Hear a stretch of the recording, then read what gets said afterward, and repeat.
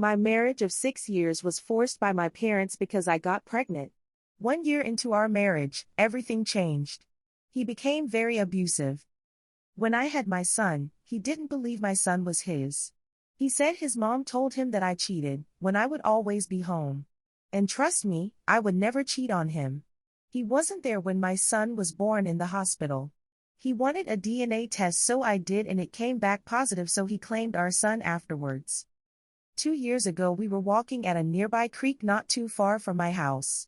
A guy ran past us and he dropped his phone. I picked it up and called back to him that he dropped his phone. He says thanks, and smile. I smile back. When I got home, my husband pulled my hair and slammed me on the ground, saying that I was checking out other guys. He beated me up very bad.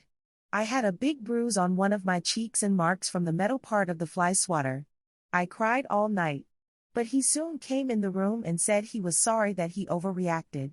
For me to never look at another guy because he gets jealous. About a month afterwards I told my sister what happened and she confronted my husband. When my sister left home, my husband dragged me into the bathroom and asked me what did I tell my sister. I was scared. At first I didn't know what he was talking about. He made me kneel down next to the toilet and made me eat soap and would dunk my head in the toilet. My son was 2 at the time, and he saw the whole thing. He was crying.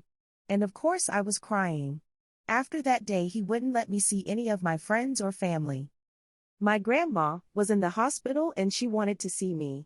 But my husband said he was busy and I can't go because he didn't give me permission. She later died that day, and I was so sad. He didn't even let me go to the funeral to say my last goodbyes. I am so sad and upset because he had been hitting me for the last 3 years for the littlest thing. For example, if I didn't cook the meal like he wanted, he would slap me and throw the food on the ground and force me to clean it up. This year, I had my second daughter.